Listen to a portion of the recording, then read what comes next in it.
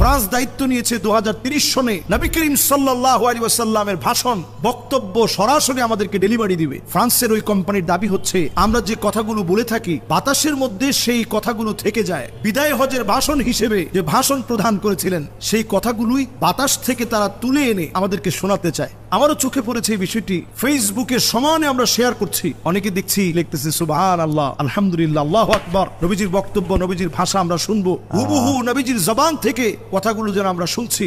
ফ্রান্সের মতো একটা দেশ, যে দেশ সবচেয়ে বেশি নবীজির ব্যঙ্গ করেছে, সারা পৃথিবীর মুসলিমদের হৃদয়ের ভিতরে রক্তক্ষরণ করিয়েছে, হঠাৎ করে তারা কেন স্বপ্রণোদিত হয়ে নবীজি সাল্লাল্লাহু আলাইহি সাল্লামের কণ্ঠ আমাদেরকে শোনাবেন? নবীজি সাল্লাল্লাহু আলাইহি সাল্লাম 1 লক্ষ লোক নিয়ে কথা বলেছিলেন। এই 1 লক্ষ মানুষের সমাগমে যে কথাগুলো বলেছিলেন সেই কথাগুলোই বাতাস থেকে তারা তুলে এনে আমাদেরকে শোনাতে চায়। আপনারা সবাই যখন খুশি হচ্ছেন একটু চিন্তা করেন দাজ্জালের ফিতনাময় এই সমাজের ভিতরে কি পরিমাণ ফিতনা হিসেবে